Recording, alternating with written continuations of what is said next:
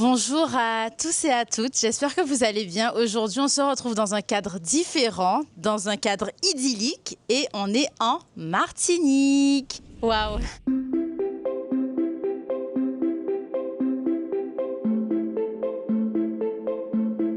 J'ai une invitée très spéciale dans mon cœur, je pense que je dirais ça à chaque vidéo. Je vous demande un tonnerre d'applaudissements pour Yael.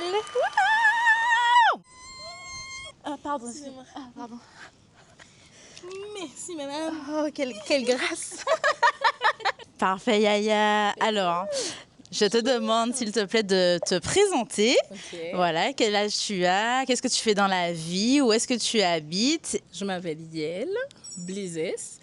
J'ai 30 ans aujourd'hui. J'habite à Toulouse, donc je suis venue en Martinique pour l'occasion, pour fêter mon anniversaire.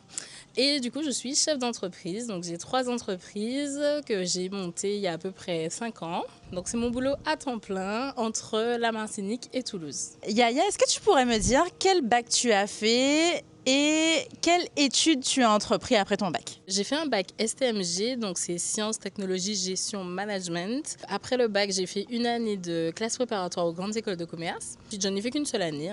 Waouh! Normalement, c'est 2 ans le cursus. Je me suis arrêtée à la première. J'ai bifurqué vers un BTS, mais j'ai pas abandonné mon rêve de grande école. Et j'ai passé ce qu'on appelle un concours passerelle. Donc, c'est un concours où on est éligible à plusieurs écoles et ensuite, c'est les oraux qui déterminent laquelle qui vous veut.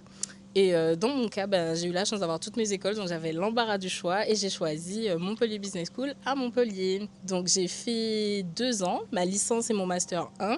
Et après, j'ai fait mon master 2 dans la même école que Natou, Case Academy, parce que du coup, c'est eux qui avaient ma spécialité affaires internationales. Tu as eu quand même des chemins différents pendant tes études. Est-ce que tu as toujours gardé la motivation et est-ce que justement, ça n'a pas été trop dur pour toi de te dire j'abandonne par exemple le BTS pour aller là? Est-ce que tu as eu des moments de down? Alors oui, mon premier moment de down, c'est quand j'ai dû arrêter la prépa, parce que du coup, j'étais parmi les dernières de ma classe. C'était vraiment un rythme horrible.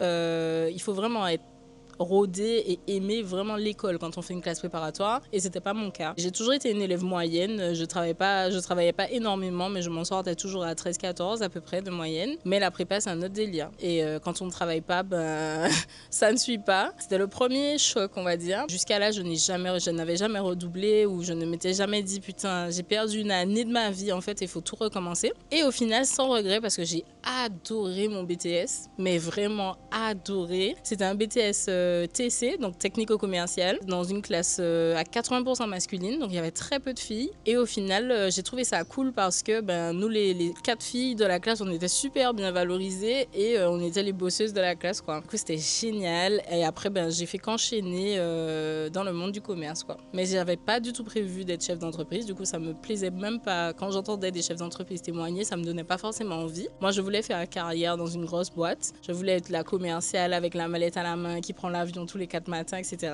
Et du coup, je suis devenue ma propre boss et je fais exactement la même chose, mais pour moi-même. Maintenant, donc ça fait 5 ans que tu es chef d'entreprise. Est-ce que tu peux nous décrire ton entreprise, ce que tu fais et où est-ce que tu es implantée? J'ai toujours aimé coiffer. Depuis l'âge de 13-14 ans, je coiffais mes cousines, mes tatis, etc. Mais je faisais un peu de tout. Donc tout ce qu'on voit chez nos Antilles, rajout, tissage, etc. Pendant mes études en métropole, il y a vraiment un truc que j'ai adoré faire, c'était coiffer les locks. J'ai bougé un peu, j'ai fait Montpellier, Béziers, Toulouse. Et mon année à Montpellier, j'avais décidé de ne coiffer dorénavant que les locks. Donc si vous n'avez pas de locks, je ne vous coiffe pas. De toute façon, je n'avais pas le temps avec l'école de commerce. J'ai créé une petite page Instagram. J'ai cherché un nom avec certains amis et ça a donné VTL. Donc pour Vite Locks, ça a donné VTL Locks. J'ai commencé à avoir des clients. Et là, l'année où ça a vraiment décollé, c'était pendant le Covid parce que du coup, j'étais chez moi. Et je pouvais bosser, j'étais en alternance, mais je pouvais bosser chez moi, donc ça me permettait de prendre encore plus de clients. Et j'étais juste à fond sur Instagram et TikTok. Je me filmais en avance rapide. Et du coup, Je ne peux même pas expliquer pourquoi, mais du jour au lendemain, je me suis retrouvée avec pratiquement 6 à 7 personnes par jour. Et là, je me suis dit, ok, mes 2 mains valent de l'or, je ne peux pas travailler pour quelqu'un. Je fais le salaire que je touche en un mois, je le fais en une semaine. Donc, j'y vais et je regarde ce que ça donne. Ça s'est développé. Je suis retournée en Martinique à la fin de mes études. Et là, j'ai recommencé à zéro. Donc, ça m'a pris 1 an pour refaire une clientèle en Martinique. Après, j'ai pu embaucher 2 personnes. On a ouvert un premier salon. Ensuite, on a ouvert un deuxième salon. Après ces 3-4 années en Martinique, j'ai pris la décision de retourner à Toulouse parce que c'est vraiment ma ville de cœur. C'est la ville où je me sens chez moi. Et j'ai ouvert mon 3e salon cette année, au mois de janvier, avec mon chéri. On vit d'amour, d'eau fraîche et de travail. Et en parallèle, on a aussi un laboratoire de produits cosmétiques. Donc, c'est la vente additionnelle de nos salons. C'est la marque VTL Luxe Product qui est revendue aujourd'hui dans une centaine de distributeurs dans la Caraïbe et en France. Et bien évidemment, dans nos salons. Et ces 2-là sont chapeautés par ce qu'on appelle une holding. Donc, c'est une société de gestion de fonds qui est la 3e entreprise. Voilà. Waouh! Qu'est-ce que, Yaya, tu pourrais conseiller aux personnes qui ont envie de se lancer, qui ont cette âme d'entrepreneur, mais qui ne savent pas par où commencer? Est-ce que tu pourrais leur donner quelques conseils pour pouvoir réaliser leurs rêves? Alors, c'est une phrase qu'ils ont sûrement déjà entendue, mais c'est une phrase qui est réelle. Quand vous avez envie de faire quelque chose, sautez et vous allez créer le filet après. Il ne faut pas trop se poser de questions parce que sinon on ne se lance pas. Il faut vraiment prendre le risque et si jamais ça foire, il faut se dire qu'une situation n'est jamais la même. Ça va toujours évoluer. Même si vous êtes en chien aujourd'hui, demain vous le serez pas. Et il faut passer par ces périodes-là pour justement se poser les bonnes questions et avancer. La phrase la plus motivante que je peux dire, c'est vous avez un projet, faites-le, courez, sautez. Vous allez prendre l'avion en cours ou vous allez construire le filet en cours de chute. Tu t'es lancé, tu as construit ton filet petit à petit. Exactement. Pour toi, quelle a été la partie la plus dure de cette aventure qu'est VTL? Mon Dieu, quelle question, Seigneur. Franchement, alors, c'est pas le cas de tout le monde. Mais en tout cas, pour moi, le plus dur, ça a été la gestion de personnel. Gérer les salariés, c'est une partie qui a été vraiment très compliquée parce que je suis quelqu'un de nature très généreuse et très gentille. Et j'ai appris que dans le business, on ne peut pas forcément toujours rester comme ça parce qu'on va se faire écraser. Je suis une jeune femme.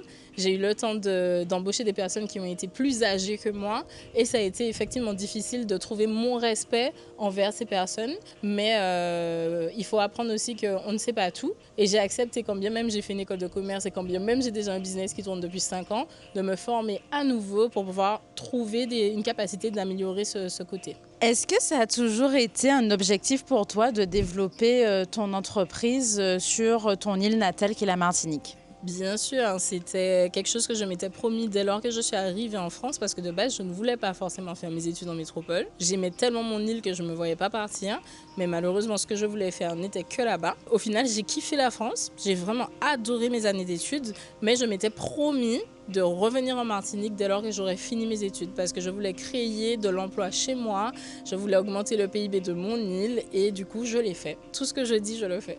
Très inspirant, franchement. On va parler un petit peu de santé mentale. Comment tu as réussi à gérer cette charge qui est sur ton dos d'avoir une entreprise qui est déjà quand même bien développée sur le marché et comment tu arrives à pallier à ce stress en fait? Ah là là, Natou, c'est vraiment de superbes questions. Hein. On voit qu'au fond, tu es la chef d'entreprise que tu penses être. C'est vrai qu'on en parle peu, mais on en parle beaucoup plus aujourd'hui quand même de la charge mentale. C'est vraiment dur. C'est vraiment dur et le plus dur, c'est qu'il ne faut pas montrer ce désespoir que l'on a en tant qu'entrepreneur. Il y a énormément de fois où il y a des choses qui arrivent dans une entreprise, des régules de l'URSSAF, etc., où nous, on ne dort pas parce qu'on se dit demain, j'ai 10 personnes, j'ai 10 salaires à virer, j'ai 3 loyers à payer, est-ce que je vais réussir à faire ça? Et il faut se débrouiller pour faire rentrer l'argent, quoi. Donc c'est une charge mentale énorme de savoir qu'on fait vivre 10 personnes. Il y a eu des années où vraiment je l'ai vécu très mal, où ça s'est senti sur mon corps. J'avais vraiment des crises, je ne sais pas si on peut appeler ça de l'urticaire, mais en tout cas j'avais énormément de taches au niveau du visage, je perdais mes cheveux. Le plus dur c'est quand tu sors, que tu vas en famille et que tu vas entre amis et qu'on te dit alors ça va le business et tout et qu'au fond ça ne va pas du tout. Mais on ne peut pas dire aux gens non ça va pas, c'est la merde, j'ai envie d'arrêter tous les jours mais on tient bon. Il faut discuter avec d'autres entrepreneurs pour réussir à sortir la tête tête de l'eau et à comprendre qu'on n'est pas seul à vivre ça. Ça fait vraiment énormément de bien. Je me suis créé un réseau en fait d'entrepreneurs pour réussir à gérer ce stress. En échangeant avec d'autres personnes qui créent de l'emploi, on voit que c'est pas facile pour tout le monde. La petite phrase qui me permet moi tous les jours d'avancer, c'est de me dire la situation que tu as aujourd'hui ne sera pas la même demain. Donc tiens bon et continue d'avancer. Quand vous voyez, surtout en France, le taux de charge qu'on paye, on a réellement envie d'arrêter tous les jours. Mais on se dit, c'est ce qui va avec. C'est ce qui va avec. Yaya, ce sont les dernières questions. Est-ce que tu as toujours été soutenue par ta famille et tes amis? Et est-ce que tu as eu toujours du soutien autour de toi depuis le début de VTL? Oui. Un grand oui. J'ai toujours eu le soutien de mes amis les plus proches. D'ailleurs, c'est grâce à cette entreprise que j'ai pu réellement voir qui étaient mes vrais amis. Parce que dès le départ, il y a eu vraiment une sélection de personnes qui m'ont accompagnée et qui m'ont vraiment supporté, reposté régulièrement, me demander systématiquement est-ce que tu as besoin d'aide, venir sur mes événements, etc. Et effectivement, il y a des amis que je pensais mes amis qui ne l'ont pas fait et nos chemins amicaux se sont arrêtés là. Et au niveau de ma famille, franchement, je le dirais toujours, j'ai la chance d'avoir des parents extraordinaires qui m'ont accompagnée du début à la fin et qui ont toujours été là dès lors que j'ai demandé. Donc ça a été un gros plus pour moi, c'est d'avoir vraiment ma famille et mes amis proches en coup de main et en entourage. Est-ce que ça vaut le coup d'être entrepreneur ? On parle de salaire. Est-ce que ça vaut le coup d'être entrepreneur? Et est-ce que tu conseilles aux salariés qui veulent se lancer aujourd'hui dans l'entrepreneuriat, est-ce que tu leur dirais que ça vaut le coup de niveau salaire de quitter leur boulot pour entreprendre? Alors franchement, à 100%. À 100%, quand bien même vous paierez énormément d'impôts et d'URSSAF, etc.